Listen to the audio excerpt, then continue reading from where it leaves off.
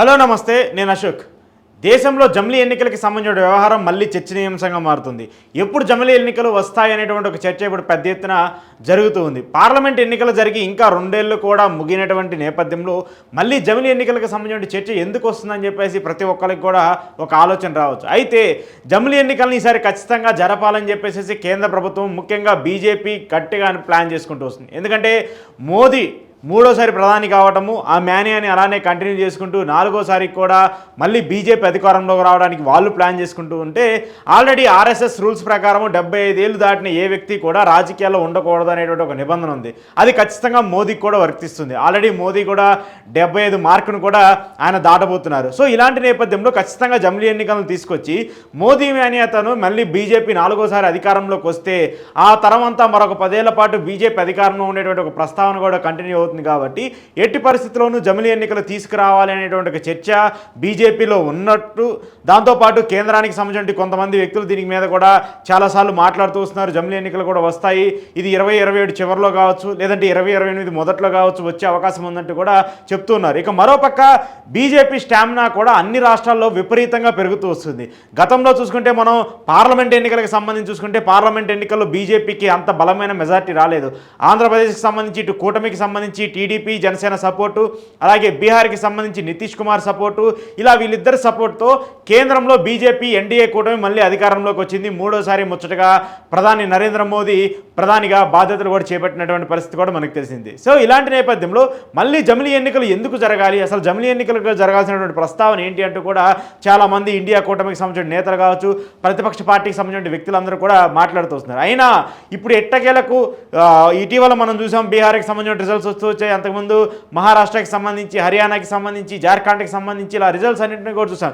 ఎక్కడ రిజల్ట్స్ చూసినా కూడా బీజేపీకి అనుకూలంగా వస్తున్నాయి. బీజేపీ మిత్రపక్షాలు, బీజేపీ భాగస్వామ్యాలే వాళ్ళందరూ కూడా గట్టిగా మాట్లాడుతుంది. ఖచ్చితంగా మళ్ళీ బీజేపీ మరోసారి అధికారంలోకి వస్తుందని చెప్పేసి కూడా అన్ని మాట్లాడుతున్నారు. సో ఇలాంటి నేపథ్యంలో బీజేపీతో సత్సంబంధాలు ఉన్నటువంటి పార్టీలు, అలాగే మిగతా పార్టీలన్నీ కూడా, అంటే ఇప్పుడు ఏవైతే మెయిన్గా అపోజిషన్లో ఉన్నటువంటి పార్టీలన్నీ కూడా జమిలీ ఎన్నికలు రావాలని చెప్పేసేటువంటి ఆశతో ఉన్నట్టయితే ఖచ్చితంగా కనిపిస్తుంది. అయితే ఇప్పటికే జమిలీ ఎన్నికలకు సంబంధించినటువంటి సాధ్యాసాధ్యాల పైన ఎలా చేయాలి, ఏం చేయాలి, ఆల్రెడీ ఎన్నికలు జరిగినటువంటి రాష్ట్రాల పరిస్థితి ఏంటి, కొత్తగా ఎన్నికలు జరగాల్సినటువంటి రాష్ట్రాల పరిస్థితి ఏంటి, ఈ రెండింటిని కలిపి ఎంతవరకు ముందుకు తీసుకురావాలనేటువంటి అంశం మీద కూడా చర్చ జరుగుతుంది. సో ఆల్రెడీ దీనికి సంబంధించిన సాధ్యాసాధ్యాల మీద మాజీ రాష్ట్రపతి రామ్నాథ్ కోవింద్తో ఒక కమిటీని వేశారు. ఆ రామ్నాథ్ కోవింద్ కమిటీ కూడా ఈ యొక్క జమిలీ ఎన్నికలకు సంబంధించిన సాధ్యాసాధ్యాల మీద కూడా ఒక సమీక్షను కూడా నిర్వహించిన నేపథ్యంలో ఖచ్చితంగా జమిలీ ఎన్నికలు జరపవచ్చు అనేటువంటి ఒక చర్చకు కూడా వాళ్ళు పూర్తిగా ఫైనల్ నివేదికను కూడా రాష్ట్రపతి మున్ముఖ్ కూడా అప్పచెప్పినటువంటి పరిస్థితిని కూడా చూస్తున్నాం. సో ఇలాంటి నేపథ్యంలో ఈ అంశాలన్నింటి మీద ఇటీవల జగన్మోహన్ రెడ్డి ఆయన ప్రెస్ మీట్ పెట్టి మాట్లాడుతున్నటువంటి నేపథ్యంలో ఆయన నోటి నుంచి కూడా కొన్ని మాటలు వస్తూ వచ్చాయి. అది జమిలీ ఎన్నికలని చెప్పకుండా ఆయన డైరెక్ట్గా రాబోయే రోజుల్లోనే మీ పాపం పండుతుంది, తొందరలోనే మళ్ళీ ఎన్నికలు వస్తాయి, ఈసారి మీకు ప్రతిపక్ష పాత్ర ఎలా ఉంటుందో మేము చూపిస్తామంటూ కూడా జగన్మోహన్ రెడ్డి మాట్లాడుతూ వస్తున్నారు. ఆయన డైరెక్ట్గా కూడా జమిలీ ఎన్నికలు అనేటువంటి ఒక ఇండికేషన్ని కోట్ చేస్తూ మాట్లాడుతూ వచ్చారు. గతంలో కూడా చాలాసార్లు ప్రెస్ మీట్లు పెట్టినప్పుడు జగన్మోహన్ రెడ్డి కూడా మాట్లాడుతూ వచ్చారంటే, గతంలో మాదిరిగా ఈసారి 5 ఏళ్ళ ప్రభుత్వం ఉండదు, ఖచ్చితంగా జమిలీ ఎన్నికలు వస్తాయి, జమిలీ ఎన్నికలకు సిద్ధంగా మీరు ఉండాలి, నేను దానికి అనుగుణంగానే 2026 నుంచే జిల్లాల బాట పడతాను, నియోజకవర్గాల్లో పర్యటన చేస్తాను, పాదయాత్ర స్టార్ట్ చేస్తాను, 2026 మధ్యలో మనం ప్లేనరీని కూడా నిర్వహించుకుందామని చెప్పేసి జగన్మోహన్ రెడ్డి పలుమార్లు మాట్లాడుతూ వచ్చారు. సో మరొకసారి నిన్న చెప్పినటువంటి ప్రెస్ మీట్లో కూడా ఆయన మాట్లాడుతూ మళ్ళీ త్వరలోనే ఎన్నికలు రాబోతున్నాయి, ఆ ఎన్నికలకు సంబంధించి మీరు సందిగ్ధంగా ఉండాలి, ప్రజలు కూటమి ప్రభుత్వం మీద తీవ్ర స్థాయిలో వ్యతిరేకత ఉన్నారు, ప్రజలు కూటమి ప్రభుత్వం మీద అసంతృప్తిలో ఉన్నారు, కాబట్టి మీరు ప్రజలకు అండగా నిలబడండి, ప్రజా సమస్యల మీద మాట్లాడండి, ప్రజలకు సంబంధించినటువంటి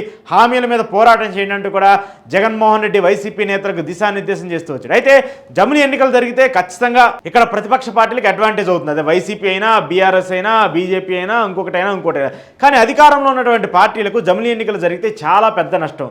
కేంద్రంలో ఉన్నటువంటి బీజేపీకి అది అడ్వాంటేజ్ అయినప్పటికీ కూడా రాష్ట్రాల్లో ఉన్నటువంటి ఇటు టీడీపీ జనసేన, ఇక్కడ కాంగ్రెస్ పార్టీ, అలాగే తమిళనాడులో ఉన్నటువంటి డిఎంకే పార్టీ, ఇలా కొన్ని పార్టీలకు సంబంధించి జమిలీ ఎన్నికల తీరు మీద పెద్ద ఎత్తున వాళ్ళకి ప్రశ్నలు తలెత్తున్నాయి. వాళ్ళకి కొంత ఆందోళన కలిగేటువంటి పరిస్థితులు కూడా కనిపిస్తుంది. ఎందుకంటే అధికారంలోకి వచ్చారు, సగం టెన్యూర్నే కంప్లీట్ చేసుకున్నారు, ఆ తర్వాత వాళ్ళు ఇచ్చినటువంటి హామీలు ఇప్పటివరకు అమలు చేసినటువంటి పరిస్థితి లేదు.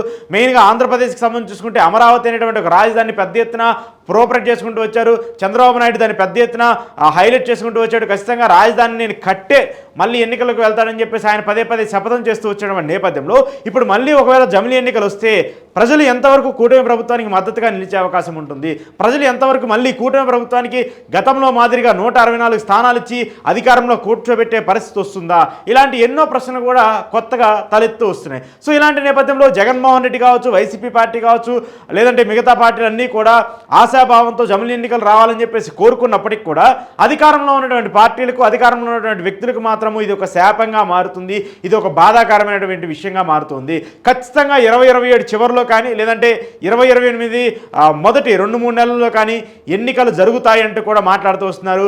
దానికి సంబంధించినటువంటి కార్యాచరణ ఇప్పటికే పూర్తయిందని చెప్పేసి కూడా చెప్తూ ఉన్నారు. సో ఫైనల్గా ఆ ఫైల్స్ అన్నింటినీ కూడా ఎన్నికల కమిషన్ దగ్గర తీసుకెళ్ళాలి. ఎన్నికల కమిషన్ జమిలీ ఎన్నికలకు పెట్టడానికి ఎంతవరకు వసతులు ఉంటాయి, దానికి ఎంత ఆర్థికంగా లేదంటే ఎంత డబ్బు వెచ్చించాల్సి ఉంటుంది, అలాగే బలగాలు ఎంత అవసరం ఉంటుంది, ఒకవేళ అప్పుడు జమిలీ ఎన్నికలు జరిగితే ఏ రాష్ట్రాలని ముందుకు జరపాలి, ఏ రాష్ట్రాలని వెనక్కి తీసుకెళ్ళాలి, ఇలాంటి పరిస్థితులన్నింటినీ కూడా ఉంటాయి. కాబట్టి వాటన్నింటినీ కూడా ఎన్నికల కమిషన్ బేరీజు వేయబోతుంది. బేరీజు వేసిన తర్వాత ఖచ్చితంగా త్వరలోనే ఏదైతే 2029 కంటే ముందే ఎన్నికలు జరుగుతాయంటూ కూడా ఇండికేషన్స్ అయితే కనిపిస్తున్నాయి. సో ఖచ్చితంగా 2029 కంటే ఎన్నికలు ముందే జరిగితే మరి అప్పుడు రిజల్ట్ ఎలా ఉంటుంది, ప్రజలు ఇచ్చేటువంటి తీర్పు ఎలా ఉంటుంది, అధికారంలో ఉన్నటువంటి పార్టీలకి అంటే తక్కువ సమయం ఉంది కాబట్టి వాళ్ళు తక్కువ సమయమే పనిచేశారు కాబట్టి మళ్ళీ అధికారం ఇస్తారా, ఈ 3 ఏళ్ల పాలనలోనే లేదంటే ఈ 2.5 ఏళ్ల పాలనలోనే మీ పాలన చూసాము, ఇంత బాగాలేదు, ఇంత దౌర్భాగ్యంగా ఉంది కాబట్టి మీరు మాకు వద్దు అని చెప్పేసి ఇంకో పార్టీని ఎంచుకుంటారనేది మాత్రం చూడాల్సి ఉంది. ఏది ఏమైనప్పటికీ మాత్రము త్వరలోనే జమిలీ ఎన్నికలకు సంబంధించిన నగారా మోగబోతుంది. మళ్ళీ దేశవ్యాప్తంగా కూడా ఎన్నికలు జరుగుతాయంటూ కూడా ఒక పెద్ద ఎత్తున ఇప్పుడు చర్చ జరుగుతున్నటువంటి మాట కనిపిస్తుంది.